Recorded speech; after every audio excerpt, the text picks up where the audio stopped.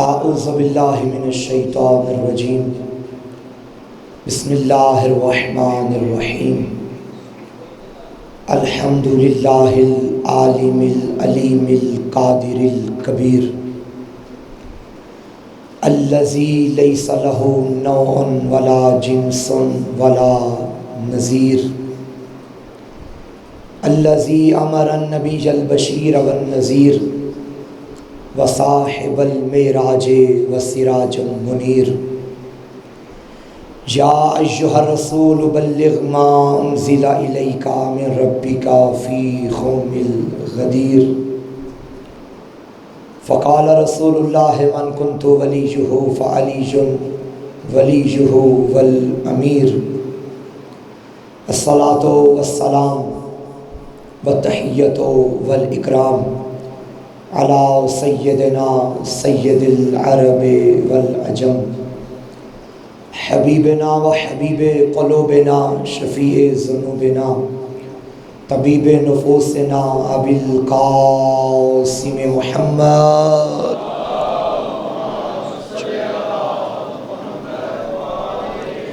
وآلہ الطیبین الطاہرین المعصومین المظلومین المنتخبین المنتجبین ولعنۃ اللہ علی اعدائہم اجمعین اما بعد فقط قال سبحانہ وتعالی فی کتابہ المجید بسم اللہ الرحمن الرحیم اہدنا الصراط المستقیم صراط الذین انعمت علیہم صلوات پڑھیے محمد و آل محمد کی صلوات۔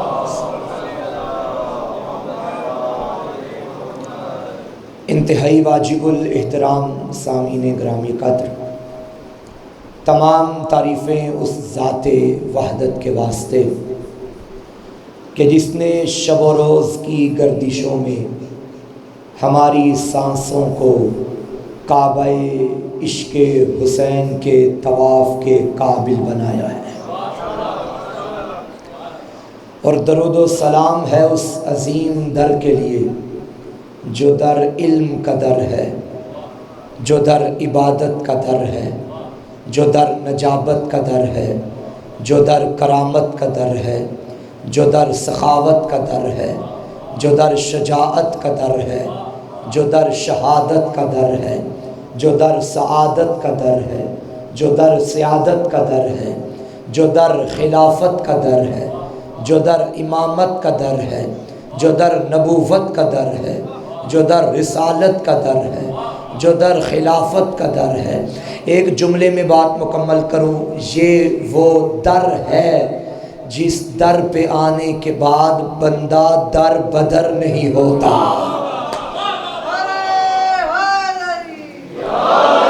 یہ وہ عظیم در اللہ نے ہمیں عطا کیا کہ جہاں آنے کے بعد بندہ در بدر نہیں ہوتا۔ اچھا، میں نے جو آپ کے سامنے سورۃ الفاتحہ کی چند آیات کی تلاوت کا شرف حاصل کیا، اور اس سورۃ الفاتحہ کے بارے میں تمام مسلمان متفق ہیں، لا صلاۃ الا بفاتحۃ الکتاب، نماز نہیں ہوتی جب تک نماز میں فاتحہ نہ پڑھی جائے۔ اب یہ مجھے بتائیے کہ سورۃ الفاتحہ کس کا کلام ہے؟ اللہ کا۔ اسے لانے والا کون ہے؟ حضرت جبریل۔ اتارا کہاں ہے؟ قلب پیغمبر پہ۔ سورۃ الفاتحہ کلام اللہ کا، لانے والا جبریل، اترا قلب پیغمبر پہ، اور جب تک یہ سورہ نماز میں نہ پڑھا جائے نماز نہیں ہے۔ اب میں آپ سے پوچھتا ہوں، یہ سورہ رحمان کس کا سورہ ہے؟ اللہ کا۔ لانے والا کون ہے؟ جبریل۔ اترا کہاں ہے؟ قلب پیغمبر پہ۔ تو میرا دل یہ بنا کہ میں فاتحہ کی جگہ رحمان پڑھ لوں۔ بھائی وہ بھی اللہ والا، یہ بھی اللہ والا، کیا پڑھ سکتا ہوں؟ نہیں۔ تو جب میں اپنی مرضی سے ایک اللہ والے کی جگہ پہ دوسرا اللہ والا نہیں رکھ سکتا، تو پھر تو اپنی مرضی سے اللہ والے کی جگہ پہ دنیا والا کہاں سے لے آیا؟ اللہ والے کی جگہ پہ میں اپنی مرضی سے اللہ والا نہیں رکھ سکتا، تو دنیا والے اللہ والے کی جگہ پہ کہاں گئے؟ تو اس سورۃ الفاتحہ کا ایک تعارف جو میرے مولا امیر نے ایک مقام پہ ارشاد فرمایا، جب کسی نے آقا سے پوچھا تھا یا علی آپ کا علم قرآن کے علم کے مقابلے میں کیسا ہے، تو علی ولی نے فرمایا پوری کائنات کا علم قرآن میں موجود ہے، قرآن کا علم قلب قرآن سورہ یاسین میں موجود ہے، اور سورہ یاسین کا علم سورۃ الفاتحہ میں موجود ہے۔ بات صرف اتنی نہیں، لطف لیجئے گا، میرے مولا نے فرمایا سورۃ الفاتحہ کا علم بسم اللہ الرحمن الرحیم کے اندر ہے، اور بسم اللہ الرحمن الرحیم کا علم بسم اللہ کی با کے اندر ہے، اور با کا علم اس نقطے میں ہے جو با کے نیچے ہے۔ تب علی نے فرمایا پہچانو انا نقطہ تو تحت البا، میں وہ نقطہ ہوں جو با کے نیچے ہے۔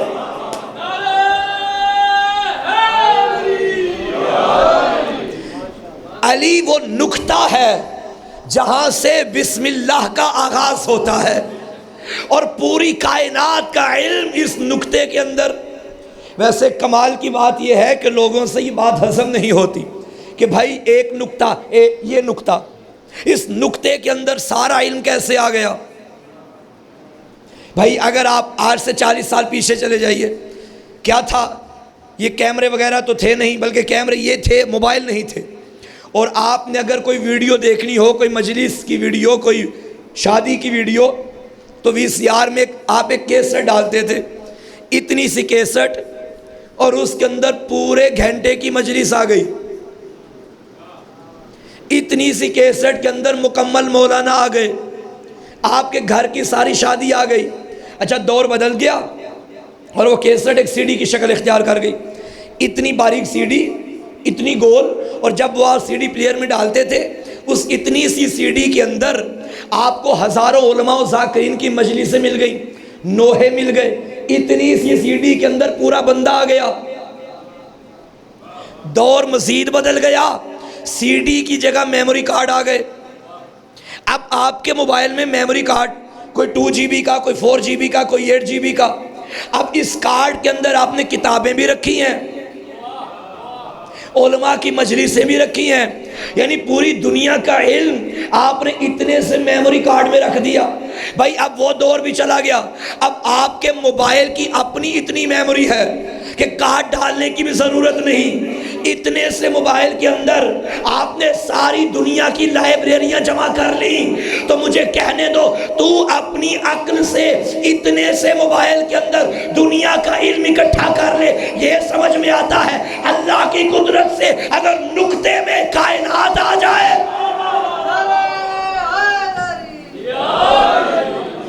علی تب سمجھ میں آئے گا جب قدرت خدا پہ یقین ہوگا۔ صلوات بھیجیے مولا کی ذات پہ۔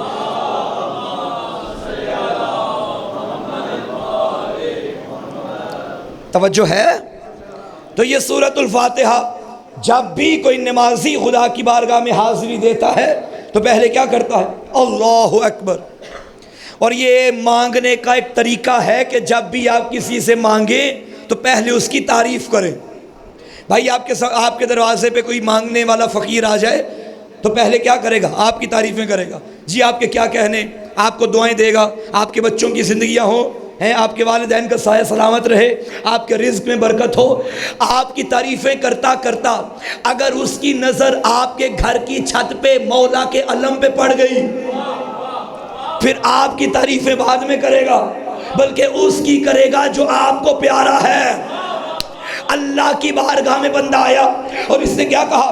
بسم اللہ، اے اللہ تیرے نام سے شروع کرتا ہوں۔ کون اللہ؟ جو رحمان بھی ہے رحیم بھی ہے۔ اب اللہ اس کا ذاتی نام، رحمان صفاتی نام، رحیم بھی صفاتی نام۔ اب اس کے علاوہ بھی مولا کے کئی بے شمار، اللہ کے کئی بے شمار نام ایسے ہیں جو صفاتی نام، جبار، قہار، عزیز، قدوس ہے نا اس کے نام۔ لیکن بسم اللہ میں ایسا نہیں کہ آپ پڑھیے بسم اللہ الرحمن الجبار، بسم اللہ الرحمن القہار، نہیں، بسم اللہ الرحمن الرحیم۔ رحمان کا تعلق بھی رحمت کے ساتھ، رحیم کا تعلق بھی رحمت کے ساتھ۔ خدا تجھے بارگاہ میں بلا کے بتانا یہ چاہتا ہے، بندے اور معبود کے درمیان جو سب سے انمول رشتہ ہے وہ رحمت کا رشتہ ہے۔ اب یہ بندہ خدا کی بارگاہ میں آیا اور چاہتا ہے کہ اس سے کچھ مانگے۔ اب اس نے سوچا کہ کون سی تعریف کروں، پھر آخر کار اس کی زبان سے نکل گیا الحمدللہ رب العالمین۔ کوئی ایک تعریف تیرے لیے تھوڑی ہے، ساری تعریفیں تیرے لیے ہیں۔ پھر کہا الرحمن الرحیم، تو رحمان بھی ہے، تو رحیم بھی ہے، تو یوم جزا کا مالک بھی ہے، تو لائق عبادت بھی ہے، تو لائق مدد بھی ہے۔ اب اللہ کی تعریفیں کرتا جا رہا ہے۔ اب آواز توحید آئی، میرا بندہ بستر چھوڑ کے جو آیا، وضو کر کے آیا، خاک شفا کو سامنے رکھا اور میری تعریفیں کر رہا ہے، بتا تو صحیح مانگنا کیا چاہتا ہے؟ تب بندے نے کہا اہدنا الصراط المستقیم، مجھے وہ راستہ دکھا جو تیرے در کو لے کے جاتا ہے۔ یعنی اس راستے کی تمنا انسان کر رہا ہے۔ اب خدا نے پوچھا جو راستہ مانگ رہا ہے کیا اس راستے کا تعارف بھی رکھتا ہے، اس راستے کی پہچان بھی رکھتا ہے، تھوڑا بہت جانتا بھی ہے؟ تب بندے نے کہا صراط الذین انعمت علیہم، ان لوگوں کا راستہ جن پر تیری نعمتیں نازل ہوئی ہیں۔ اچھا مجھے بتائیے کوئی دنیا میں ایسا بندہ ہے جس پر اللہ کی نعمتیں نازل نہیں ہوئیں؟ بھائی آپ پہ اللہ کی نعمتیں نازل ہوئی یا نہیں ہوئی؟ نازل ہوئیں، آپ پہ نازل ہوئیں، آپ پہ نازل ہوئیں، مجھ پہ نازل ہوئیں، قبلہ تشریف فرما ہے، آپ پہ نازل ہوئیں۔ اب کوئی بندہ ایسا نہیں جو یہ کہہ سکے کہ مجھ پر تو اللہ کی نعمتیں نازل نہیں ہوئیں۔ اب یہ کون سے لوگ ہیں جن کا ذکر سورۃ الفاتحہ میں ہے؟ بھائی نازل تو سب پہ ہو گئیں، بلکہ قرآن مجید نے ایک مقام پہ فرمایا الم تروا ان اللہ سخر لکم ما فی السماوات وما فی الارض واسبغ علیکم نعمہ ظاہرۃ وباطنہ، سورہ لقمان میں، کہ تم نے نہیں دیکھا کہ جو کچھ آسمان و زمین میں ہے اللہ نے سب تمہارے لیے مسخر کر دیا اور تم پر نعمتیں برسا دیں، ظاہری ہو یا باطنی، وَأَسْبَغَ، اس نے برسا دی۔ سامعین گرامی قدر، جو شے برسائی جائے وہ قابل شمار نہیں ہوتی۔ بھائی بارش کا پانی برستا ہے نا، کوئی ہے جو قطرے گن کے دکھائے؟ نہیں، قابل شمار ہی نہیں۔ تو ایک مقام پہ یہ بھی فرمایا ان تعدوا نعمت اللہ، اگر تم چاہو کہ اللہ کی نعمتوں کو شمار کرو تو گن نہیں سکتے۔ کون کون سی نعمتیں اس کی ہم پہ نازل ہوئی؟ یہ زندگی نعمت ہے، یہ پانی نعمت ہے، یہ ہوا نعمت ہے، یہ خوراک نعمت ہے، یہ جوانی نعمت ہے، یہ بچپن نعمت ہے، یہ بڑھاپا نعمت ہے۔ پریشان تو نہیں ہو گئے؟ بھائی یہ گھر نعمت ہے، یہ چمکتا ہوا آفتاب نعمت ہے، یہ دمکتا ہوا مہتاب نعمت ہے، یہ بچھا ہوا فرش نعمت ہے، یہ سجا ہوا عرش نعمت ہے، یہ ہوائیں نعمت، یہ فضائیں نعمت، یہ لہریں نعمت، یہ نہریں نعمت، یہ چشمے نعمت، یہ دریا نعمت، یہ سمندر نعمت، یہ گرمی نعمت، یہ سردی نعمت، یہ خشکی نعمت، یہ تری نعمت، یہ پانی نعمت، یہ جوانی نعمت، بچے نعمت، والدین نعمت، شوہر نعمت، بیوی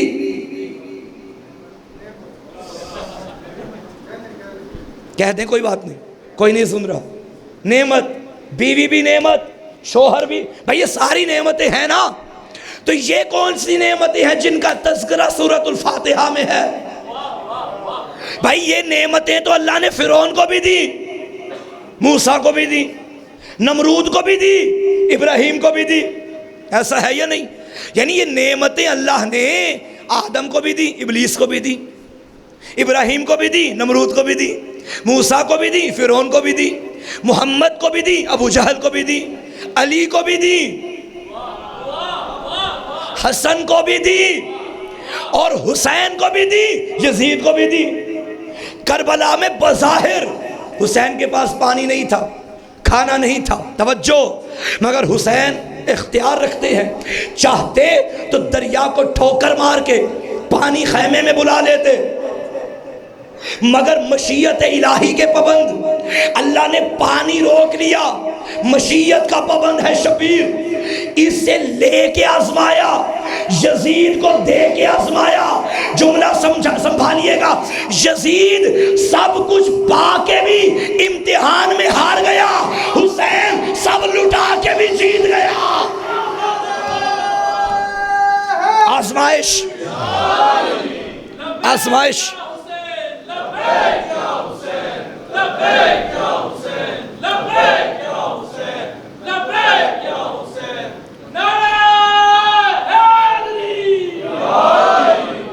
آزمائش ہے نا بھائی، وہ لے کے بھی آزماتا ہے، وہ دے کے بھی آزماتا ہے۔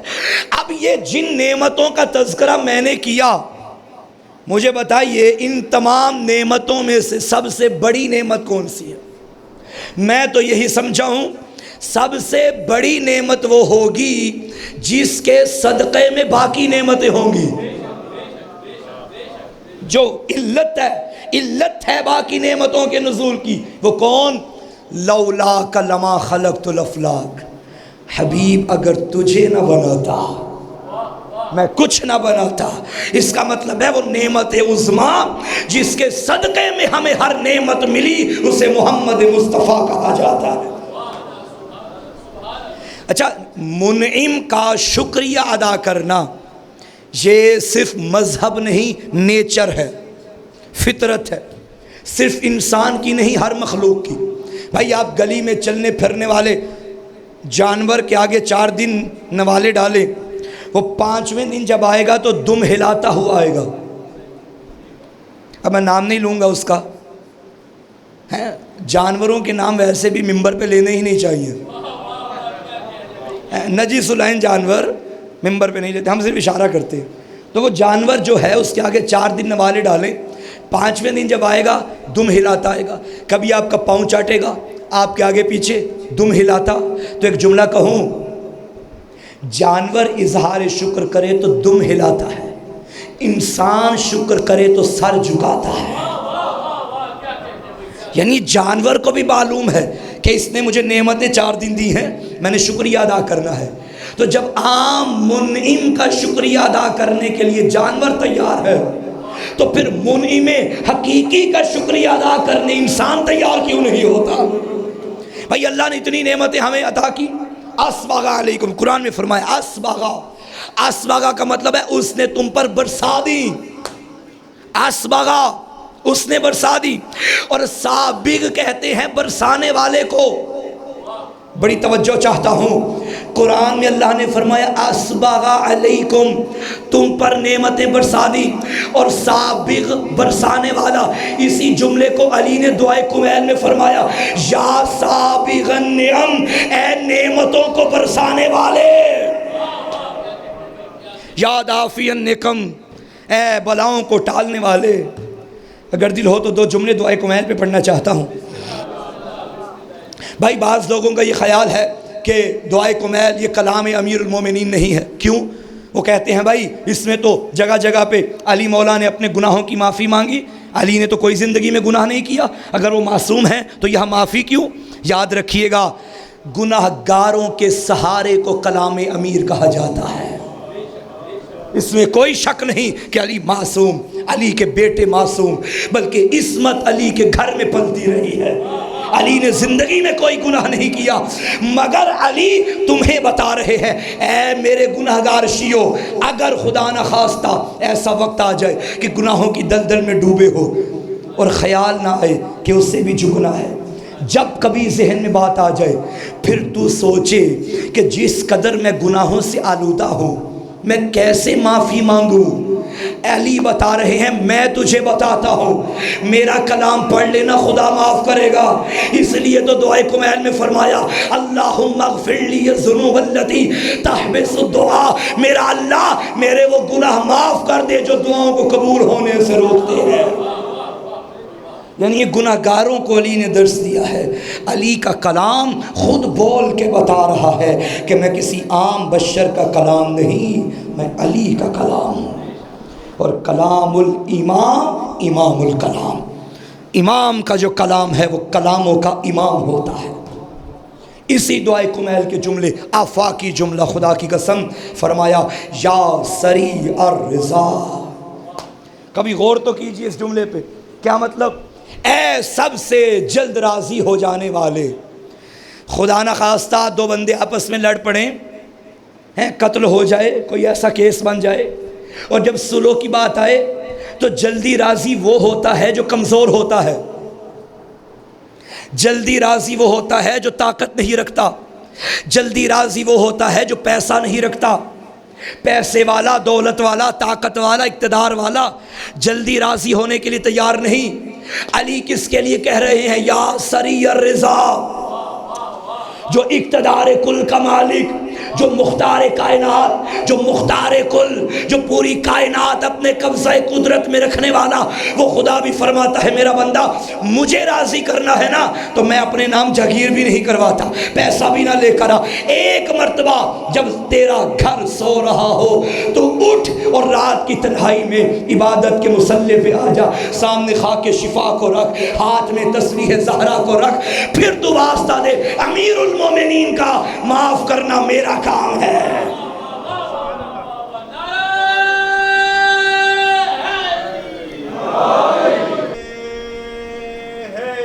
ماشاءاللہ۔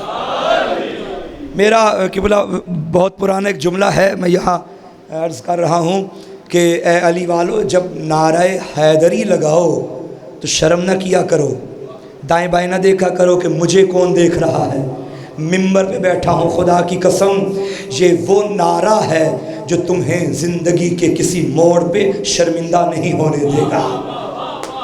علی کا نعرہ، بہت شکریہ قبلہ، سبحان اللہ۔ علی کا نعرہ، علی کا نعرہ ہماری طاقت، ایمان کی طاقت، روحانیت کی طاقت۔ تو کیا عرض کر رہا تھا کہ قرآن نے فرمایا ہم نے تم پر طرح طرح کی نعمتیں برسا دی، اور سب سے بڑی نعمت کون سی ہے؟ ذات محمد مصطفیٰ صلی اللہ علیہ وآلہ وسلم۔ اچھا، جو قرآن پڑھتے ہیں، قرآن سنتے ہیں اور لطف لے کے، وہ میری بات سمجھے گا۔ خالق نے ایک مقام پہ فرمایا لَإِن شَكَرْتُمْ لَأَزِيدَنَّكُمْ، اگر تم میری دی ہوئی نعمتوں پہ شکر کرو گے تو میں تمہاری نعمتوں میں اضافہ کروں گا۔ بھائی سب سے بڑی نعمت تو ہے مصطفیٰ۔ اب مجھے بتائیے کس نے شکر کیا اور کس نے کفر کیا؟ جو نبی کو اپنے جیسا نبی مانتے ہیں کیا وہ شکر کر رہے ہیں؟ نہیں۔ جو نبی کو 40 سال تک نبی نہیں مانتے کیا وہ شکر کر رہے ہیں؟ نہیں۔ جو نبی کے بلانے پہ بھی نہ آئے کیا یہ شکر ہے؟ نہیں۔ جو نبی کے مانگنے پہ بھی قلم دوات نہ دیں کیا یہ شکر ہے؟ نہیں۔ اس کا وعدہ تھا شکر کرو تو میں نعمتیں بڑھاؤں گا۔ ان بیچاروں نے شکر کیا نہیں، انہیں محمد کے بعد کوئی محمد جیسا ملا بھی نہیں۔ بھائی شکر کرو گے تو نعمتیں بڑھیں گی۔ اے قوم شیعہ، تم واحد قوم ہو، تم نے نبی کو ویسے مانا جیسا اس نے منوایا۔ ہم نبی کو اپنے جیسا نہیں مانتے، ہم نے شکر کیا۔ اس کا وعدہ تھا تم شکر کرو میں اضافہ کروں گا۔ تم نے نبوت محمد کا شکر کیا، اس نے ولایت علی عطا کر دی۔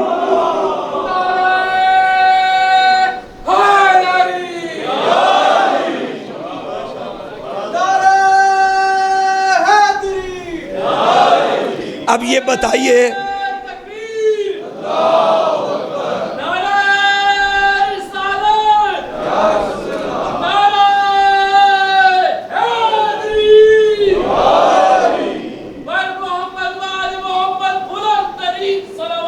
ماشاءاللہ،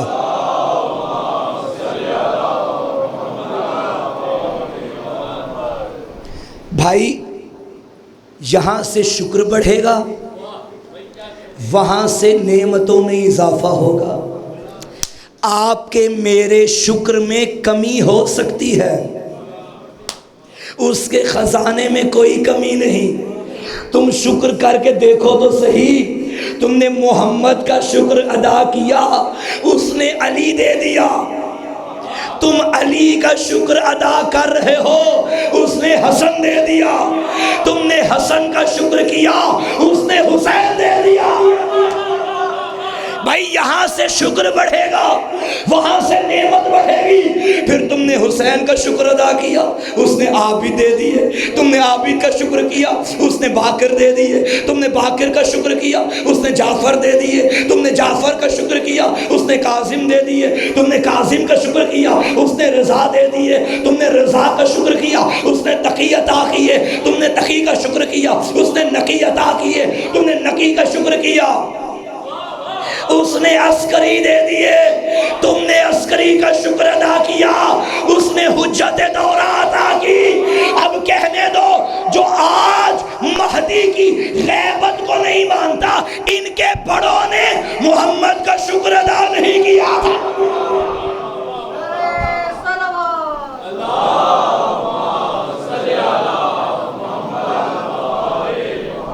بھائی اسی نعمتوں کا تسلسل ہے نا، تو شکر کرتے جاؤ گے، نعمتوں میں اضافہ ہوتا جائے گا۔ اچھا ویسے یہ تو وہ نعمتیں ہیں جو ہم پہ اور آپ پہ نازل ہوئیں، وہ کون سی نعمت ہے جس کا تذکرہ سورۃ الفاتحہ میں ہے؟ میرا اللہ ان لوگوں کا راستہ جن پر تیری نعمتیں نازل۔ قرآن سے ہی پڑھتا ہوں ایک اور نعمت، خالق نے فرمایا ثم لتسألن یومئذ عن النعیم، قیامت کے دن ایک نعمت کے بارے میں سوال کیا جائے گا۔ امام ششم کے دور میں ایک صاحب مولا کی خدمت میں حاضر ہوئے اور کہنے لگے کہ اپنا رسول اللہ، یہ کون سی نعمت ہے جس کے بارے میں سوال ہوگا؟ تمام شیعہ مصادر میں اور اکثر اہل سنت مصادر میں یہ تفسیر موجود ہے۔ امام نے فرمایا آپ بتائیے آپ کون سی نعمت سمجھے ہیں؟ کہنے لگے مولا یہ گندم چاول روٹی دانہ پانی۔ آقا نے فرمایا اچھا مجھے یہ بتائیے آپ کے گھر میں اگر کوئی مہمان آئے اور آپ اس کے آگے کھانا رکھیں، پھر جب وہ جانے لگے اور آپ کہیں بھائی حساب دے کے جانا، کرو گے؟ کہتا مولا میں کوئی بخیل ہوں؟ امام صادق نے فرمایا اس سے بخیل سمجھا ہے؟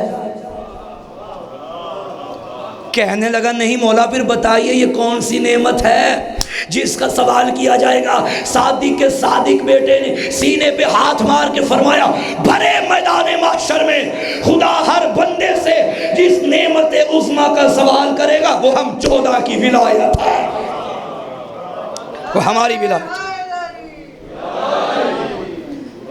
چلیں اگر آپ کا دل ہے تو میں ایک اور آیت مجیدہ پڑھ کے بات کو کلوز کرتا ہوں۔ یہ کون سی نعمت؟ بھائی مثلا ابھی مجلس تمام ہوگی اور دروازے پہ کھڑے ہو کے ایک صاحب نیاز تقسیم کریں گے، اور ہر لیول کی نیاز ہو، چھوٹی بڑی نیاز ہوتی ہے، بہرحال چھوٹی بڑی تو ہماری سوچ ہے نا۔ پہلے انہوں نے ٹافیاں بانٹی، پھر انہوں نے بسکٹ دینا شروع کر دیے، بسکٹ کے بعد انہوں نے مثلا سینڈوچ دینا شروع کر دیے، سینڈوچ کے بعد انہوں نے بریانی کے ڈبے دے دیے، بریانی کے بعد انہوں نے قورمہ دے دیا۔ آپ اس طرح ہنس رہے ہیں جیسے واقعی یہ چیزیں موجود ہیں، میرے علم میں نہیں ہے، مثال دے رہا ہوں، توجہ ہے یا نہیں ہے؟ تو جب قورمہ دے دیا نا، یہ بڑی بڑی نیاز آ گئی ہمارے سامنے، تو ایک صاحب کہنے لگے بھائی اس سے آگے بھی دیجئے، تب انہوں نے کہا بھائی اب تمام ہو گئی۔ بڑی نیاز دینے کے بعد یہ کہنا کہ اب تمام ہو گئی، یہ دلیل ہے کہ اس سے بڑی میرے پاس نہیں ہے۔ یہ جو اللہ نے نعمتیں برسانا شروع کی، یہ کتنے عرصے سے؟ 2 سال سے؟ 4 سال سے؟ نہیں، وہ آدم نبی کے دور سے، بلکہ اس سے بھی قبل۔ مگر انسانیت میں دیکھا جائے تو جب سے انسانیت کا آغاز ہوا اس کی نعمتیں شروع ہو گئی۔ آدم کو بھی نعمتیں دی، آدم کی امت کو بھی دی، نوح کو بھی دی، نوح کی امت کو بھی دی، ابراہیم کو بھی دی، ابراہیم کی امت کو بھی دی۔ بھائی وہ جو دینے والا ہے اس کے خزانے میں کوئی کمی نہیں، توجہ ہے یا نہیں؟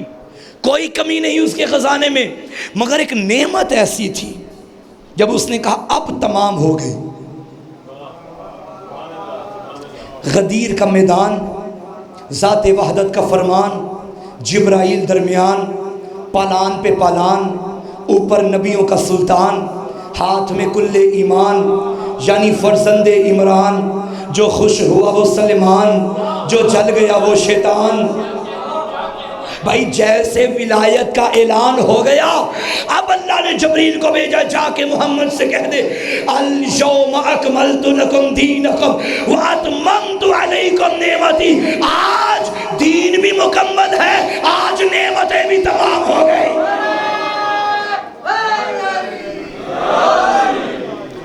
تو معلوم ہوا وہ منعم حقیقی جب نعمتوں کو برسانا شروع کرے تو جس نعمت پہ آ کے کہے اب ختم، اب بس، اس نعمت عظمیٰ کو ولایت امیر المومنین کہا جاتا ہے۔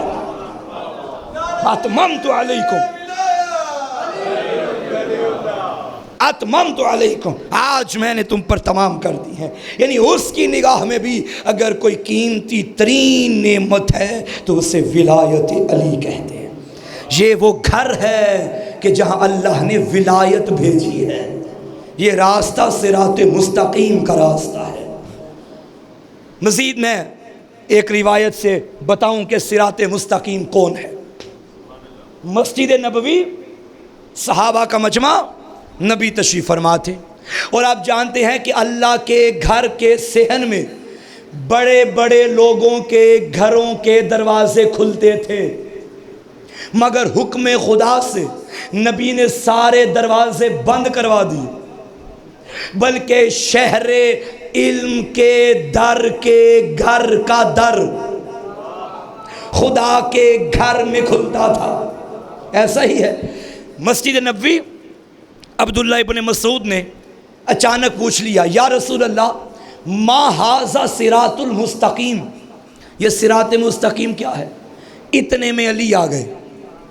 بھائی آپ مجھے دیکھ رہے ہیں، میں آپ کو دیکھ رہا ہوں، آپ مجھ سے محو کلام، میں آپ سے محو گفتگو، یہاں سے کوئی صاحب آ جائیں اور جیسے ہی وہ آئیں گے، اب بھائی آئے، آپ کی توجہ ہٹ جائے گی، بات مجھ سے کریں گے، مگر یہ نیچر ہے کہ انسان جب بھی کسی کو آتا دیکھتا ہے تو یوں توجہ ہٹ جاتی ہے، سر وہاں ہو جاتا ہے اور رخ پھر جاتا ہے۔ اتنے میں علی آ گئے۔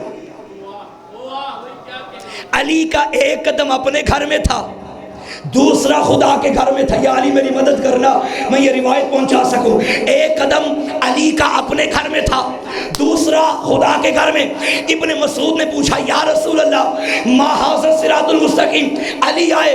عبداللہ ابن مسعود نے فوراً علی کو دیکھا اور دیکھنے کے بعد پھر پوچھا، یا رسول اللہ یہ صراط مستقیم کیا ہے؟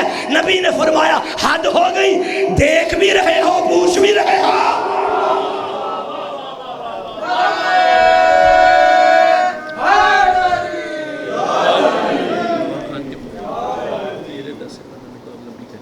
اچھا ٹھیک ہے۔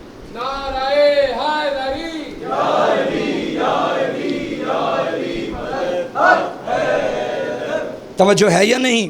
صراط مستقیم علی ولی کی ذات ہے، یہی وہ راستہ ہے جو ہمیں خدا تک لے کے جاتا ہے۔ بھئی صراط مستقیم مصطفیٰ، صراط مستقیم مرتضیٰ، چلیں علی کو کوئی مانے نہ مانے، نبی کا راستہ تو خدا کا راستہ دنیا مانتی ہے نا، اور اس راستے پر چلنا کیسا ہے۔ بلکہ ایک اور آیت مجیدہ فرمایا، ان ھذا صراطی مستقیما فاتبعوہ ولا تتبعوا السبل فتفرق بکم عن سبیلہ ذالکم وصاکم بہ لعلکم تتقون۔ خالق نے فرمایا یہ میرا راستہ سیدھا ہے، تم اس کی اتباع کرو، خبردار ان کی اتباع نہ کرنا جو اس راستے سے دور کر دے۔ وَلَا تَتَّبِعُوا السُّبُلَ فَتَفَرَّقَ بِكُمْ عَنْ سَبِيلِهِ، ان کے پیچھے نہ چلنا جو اس سے دور کر دے۔ اگر تم نے علی کو پہچان لیا تو تم مان جاؤ گے علی کے پیچھے چلنا واجب ہے، علی کے دشمنوں کو چھوڑنا واجب ہے۔ بھائی اس ٹائم قیمتی ترین دولت اگر ہمارے پاس ہے تو ولایت علی ابن ابی طالب ہے۔ اور یہ بھی میں کہتا چلوں، جب قیمتی چیز ہونا تو چور بھی زیادہ پیچھے پڑ جاتے ہیں۔ حالات کچھ ایسے ہیں کہ چور بلوں سے نکلے ہوئے ہیں اور بلوں کا ہی سہارا لے رہے ہیں۔ میں تو ایک جملہ کہتا چلوں بھائیو، اسے بھی ماننے کا کیا فائدہ جسے منوانے کے لیے بل منوانے پڑتے ہیں۔ اسے مانو جو قرآن سے مانا جاتا ہے۔ اگر دل ہو تو حالات حاضرہ پہ دو جملے پڑھنا چاہتا ہوں۔ بھائی دیکھیے، جو بل پاس کروایا گیا، توہین صحابہ کرنے والے پہ، توہین اہل بیت کرنے والے پہ، توہین امہات المومنین کرنے والے، سزا عمر قید، ٹھیک ہے، کوئی گلہ نہیں ہمیں، ہونا چاہیے۔ لیکن آپ یہ واضح کریں کہ صحابی کون ہے اور توہین کیا ہے۔ بھائی تم صحابہ کرام رضوان اللہ علیہم اجمعین کی لسٹ میں کسی اور کو نہ لے آؤ، اور لے آئے ہو، توجہ ہے یا نہیں؟ بھائی ایک ہوتے ہیں مقدسات، ایک ہوتے ہیں محترمات۔ ہم دوسروں کے مقدسات کا احترام کرتے ہیں، عقیدہ ہمارا اپنا، مگر توہین کے قائل ہم نہیں ہیں۔ محترم ہے ہمارے لیے، احترام اپنی جگہ، عقیدہ اپنی جگہ۔ احترام کا مطلب قطعاً عقیدہ ماننا نہیں ہوتا، ٹھیک ہے؟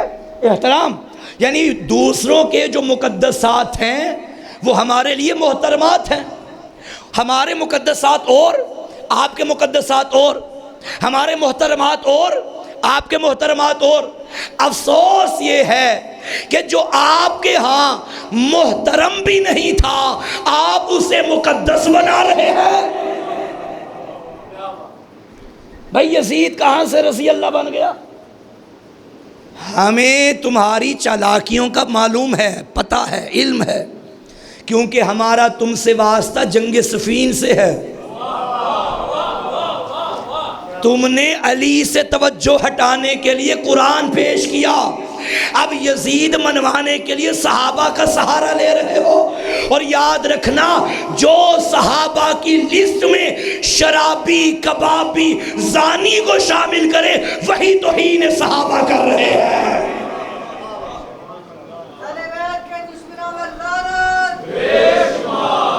توجہ ہے یا نہیں ہے؟ اگر یزید کی وکالت کرنی ہی ہے تو ہمت کرو یزید کی کرو، پھر صحابہ کا نام کیوں لے رہے ہو؟ چار مصرے کمال ہیں خدا کی قسم، کیا کہا کسی نے خوب، ہوتی نہیں ہیں اس طرح خفیہ حمایتیں، ذرا کھل کے سامنے آ ہمت مزید رکھ، میں نے حسین رکھ لیا اپنے پسر کا نام، بیٹے کا نام برملا، تو بھی یزید رکھ۔ رکھو، ہمت ہے تو رکھو۔ ہم شبیر کا ذکر کرتے ہیں، تمہارا اتنا ہی ایمان ہے تو ذرا یزید کا ذکر کر کے دکھاؤ۔ ہم جہاں شبیر پڑھتے ہیں وہاں صرف شبیر نہیں پڑھتے، حسین بھی پڑھتے ہیں، حسین کا بابا بھی پڑھتے ہیں، حسین کا دادا بھی پڑھتے ہیں، حسین کی ماں بھی پڑھتے ہیں، حسین کی دادی بھی پڑھتے ہیں، حسین کا نانا بھی پڑھتے ہیں، حسین کی نانی کا کردار بھی پڑھتے ہیں۔ تم میں ہمت ہے تو ذرا کان میں آ کے یزید کی ماں کا کردار تو بتا دو۔ نہیں بتا سکتے۔ بل پاس کروا کے کچھ لوگ ایسے ہی سمجھے اپنی جیت، جیسے یزید سمجھا تھا کہ میں جیت گیا، حسین کا سر کاٹ دیا، میں جیت گیا، تخت پہ بیٹھ گیا۔ لیکن سلام ہو فرزند زہرا پہ، سر کٹوا کے نوک سنا پہ قرآن کی تلاوت کر کے بتا دیا تو مار کے ہار گیا، ہم مر کے جیت گئے ہیں۔ اور انشاءاللہ یکم ربیع الاول اسلام آباد میں اسلام آباد ہوگا، منافقت کا بیڑا غرق ہوگا، منافقت کو قدموں تلے مسلا جائے گا۔ تم نے کیا سمجھا تھا قوم شیعہ؟ یاد رکھنا ہم ہر شے پہ کمپرومائز کر سکتے ہیں مگر دو عقیدوں پہ جانیں قربان کریں گے، مگر ایک بچہ بھی ایک انچ بھی پیچھے ہٹنے کے لیے تیار نہیں۔ وہ دو عقیدے، ایک ولایت امیر المومنین، ایک حق فاطمہ زہرا۔ ہماری تشیع کی بنیاد یہ دو عقیدے ہیں۔ بھائی احترام اپنی جگہ، آپ کا عقیدہ آپ کو مبارک ہو، لیکن یہ کیسا انصاف اور کیسی منطق؟ بھائی میں اگر نبی کریم کے بعد کس مولا امیر کو پہلا خلیفہ مانتا ہوں اور آپ حضرات کسی اور کو پہلا خلیفہ مانتے ہیں، اگر ہم ان کو نہیں مانتے پہلا خلیفہ اور آپ علی کو پہلا خلیفہ نہیں مانتے، ہم نے تو یہ کبھی نہیں کہا کہ آپ علی کو پہلا خلیفہ نہیں مانتے اس لیے آپ توہین اہل بیت کر رہے ہیں، اور جب ہم نہیں مانتے تو آپ کیسے کہتے ہیں کہ ہم توہین صحابہ کر رہے ہیں؟ توجہ ہے یا نہیں؟ بھائی آپ مانیے، جس کو مرضی مانیے، مگر ہم جن کو مانتے ہیں ان کو مانیں گے۔ پاکستان کے حالات اس قدر سنگین ہو چکے، ہر حوالے سے، اقتصادی حوالے سے، معاشی حوالے سے، مذہبی حوالے سے، سیاسی حوالے سے، کون ہے جو ان حالات کو کنٹرول کرے گا؟ پریشان تو نہیں ہو گئے؟ حکمت کے ساتھ چلنا ہے، دیانت کے ساتھ چلنا ہے، عقل مندی کے ساتھ چلنا ہے، اور انشاءاللہ اس بل کو کل بھی ہم نے ردی کی ٹوکری میں پھینکا تھا، آج بھی پھینکتے ہیں، اور ہر وہ بل اپنے انجام کو پہنچے گا کہ جس میں تشیع کا راستہ روکنے کی کوشش کی گئی ہو۔ آج پوری دنیا میں کوئی ایک طاقت ہمارے خلاف تھوڑی استعمال ہوئی ہے، ہزاروں طاقتیں استعمال ہوئی۔ ایک دور تھا کہ لوگوں نے، ہر دور میں پروپیگنڈے مختلف ہوتے ہیں، مثلا کسی دور میں کہا جاتا تھا ان کی مجلسوں میں نہ جایا کرو، نکاح ٹوٹ جاتے ہیں، یہ لوگوں کو دور کرنے کے لیے۔ ایسا ہے یا نہیں؟ میں تو ان کیمرہ مین حضرات کا شکریہ ادا کرتا ہوں کہ بھائیو تم لوگوں نے کمال کر دیا، لائیو بھی اب جہاں جاتے ہیں لائیو مجلس چلتی ہے۔ جن کے یہاں آنے سے نکاح ٹوٹتے تھے تم نے علی ان کے گھر میں پہنچا دیا ہے، اب نہیں معلوم کہ کس کا بچا ہے اور کس کا ٹوٹ گیا ہے۔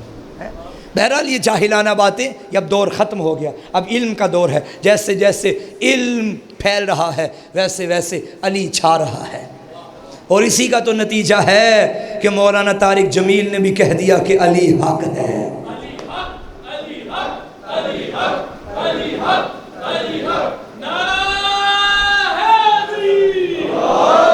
جب اس منصوبے میں ناکام ہو گئے، اب یہ حربہ استعمال کرنا شروع کیا کہ اب تو ہمارے مفتی شیعہ بن رہے ہیں، شیعت کا راستہ روکا جائے۔ نہیں بھائی، شیعت ہم نے لوگوں کو شیعہ بنانے کے لیے ڈنڈے کے زور پہ انہیں قریب نہیں لائے، ہم ان کا بازو پکڑ کے قریب نہیں لائے، بلکہ تشیع اپنے اندر ایسی دلیل اور برہان رکھتی ہے کہ جہاں حق جاتا ہے اپنا اثر چھوڑ دیتا ہے۔ ایسی دلیل ہونی چاہیے۔ انجینئر نے کہہ دیا کہ شیعہ ہاتھ کھول کے جو پڑھتے ہیں بالکل صحیح پڑھتے ہیں۔ مولانا اسحاق مرحوم نے کہہ دیا کہ بطول سچی تھی۔ ڈاکٹر طاہر القادری نے کہا کہ غدیر میں ولایت کا اعلان ہوا تھا۔ یعنی اب آپ کے علماء اس طرف آ رہے ہیں، اب آپ کو کوئی راہ نہ ملی تو آپ نے، اور یہ بھی میں آن دی ریکارڈ گفتگو کر رہا ہوں، قطعاً یہ بل اہل سنت کی جانب سے نہیں ہے، اور نہ سنی اس حق میں ہے۔ سنی مولائی ہے، سنی علی کی ولایت کا دھم بھرنے والے ہیں، اہل بیت کی محبت کا دھم بھرنے والے۔ اگر یہ بل اہل سنت کی طرف سے ہوتا تو ایک ہفتہ پہلے اہل سنت عالم پہ FIR نہ کٹوائی جاتی۔ تو لہٰذا اس میں بھی آنکھیں کھولنے کی ضرورت ہے کہ یہ کوئی باہر کی ایک سازش ہے جو پاکستان کا اتحاد تباہ کرنا چاہتی ہے۔ ہم پاکستان کے بانی تھے، ہم پاکستان کے محافظ ہیں، اور پاکستان کی سلامتی کیسے ہے؟ صراط مستقیم پہ گامزن رہتے ہوئے۔ توجہ ہے یا نہیں ہے صاحبان گرامی؟ یہی وہ راستہ ہے، تشیع کا راستہ، ولایت کا راستہ، کہ جس راستے پہ چل کے ہم خدا تک پہنچ سکتے ہیں۔ صلوات بھیجیے سارے مل کے آواز سے۔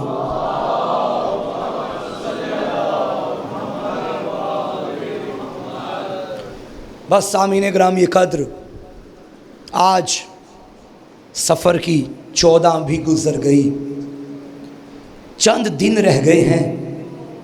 ایک بہن نے شام سے چل کے ایک جنگل میں آ کے بھائی کا چہلم منانا ہے۔ میں گزارش کروں گا چہلم کے ایام میں کوئی اپنے گھر میں نہ بیٹھے، ضرور جانا، جلوسوں میں شرکت کرنا، یہ سنت ہے زینب کبریٰ کی۔ اور جو جا چکے ہیں کربلا، اے زائرین کربلا، تمہارے قدموں کو ہمارا سلام، تمہارے ان لبوں پہ سلام جو ذریح شبیر سے مس ہوں گے۔ عزادارو، اللہ کی لعنت ہو یزید ملعون پہ۔ اس ظالم نے ایک مرتبہ سید سجاد کو دربار میں بلایا اور بلا کے کہنے لگا، اے سجاد، میں تم لوگوں کو رہا کرنا چاہتا ہوں۔ رونے والوں رہائی کا نام سنا، سجاد تڑپ گئے۔ فرمایا میں اپنی پھوپھی زینب سے پوچھوں گا، علی کی بیٹی کے قریب ہے، اماں یزید رہا کرنا چاہتا ہے۔ بنت علی نے فرمایا سجاد اس ظالم سے کہہ دے میرے 3 مطالبے ہیں، پورے کر لے تو میں شام سے چلی جاؤں گی۔ میرا پہلا مطالبہ کوئی گھر خالی کر کے دے، میں نے جی بھر کے بھائی کا ماتم کرنا۔ میرا دوسرا مطالبہ کوئی رہنما ہمارے ساتھ بھیجے جو ہمیں مدینے تک چھوڑے۔ میرا تیسرا مطالبہ ہمارا لوٹا ہوا سامان واپس کرے۔ میرے پیاروں کے سر مجھے دے دیے جائیں۔ عزادارو جب یہ خبر یزید تک پہنچی، یہ ظالم کہتا ہے سجاد میں 2 مطالبے تو پورے کر لوں گا، گھر بھی خالی ہو جائے گا، بشیر کو مدینے تک ساتھ بھیجوں گا، لیکن معاف کرنا میں لوٹا ہوا سامان کیسے واپس کروں؟ کوئی لوٹ کے کہیں چلا گیا، کوئی تیرے بابا کی انگوٹھی کہیں لے گیا، کوئی تیرے بابا کی عبا کہیں لے گیا، یہ کہنا تھا۔ ظالم کہنے لگا سجاد یوں کرتے ہیں مجھ سے قیمت لے لے اور معاف کر دے۔ امام نے فرمایا ظالم حیا نہیں آتا، کیا قیمت لگائے گا میری ماں کی چادر کی؟ کیا قیمت لگائے گا میری بہن کی بالیوں کی؟ آزادارو روایت میں ملتا ہے گھر خالی کیا گیا۔ یہ جو گھروں میں عزا خانے بنائے ہیں یہ حسرت تھی علی کی بیٹی کی۔ گھر گھر میں میرے بھائی کا ماتم ہو۔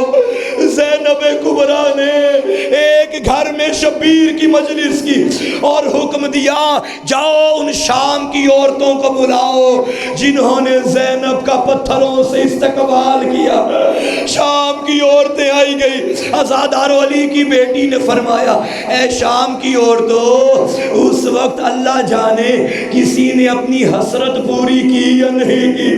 دیکھو میں شام سے جا رہی ہوں، ارے جس کی کوئی خواہش رہ گئی ہو اور زینب حاضر ہے اور جی بھر کے پتھر مار لو۔ شام کی عورتوں نے رو کے کہا بنت علی ہمیں معاف کرنا، ہم نے پہچانا نہیں تھا، ارے ہمیں معاف کر دے۔ اے زینب جو بدلہ لے گی، جو انتقام لے گی ہمیں قبول، جو سزا دے گی ہمیں قبول۔ علی کی بیٹی نے فرمایا دیکھو میں علی کی بیٹی ہوں، ہم تو دشمنوں کو بھی دعائیں دیتے ہیں، اگر تمہاری غیرت جاگ گئی ہے میں ایک منت تمہارے درمیان چھوڑوں گی، ہو سکے میری سکینہ شام میں رہ گئی ہے،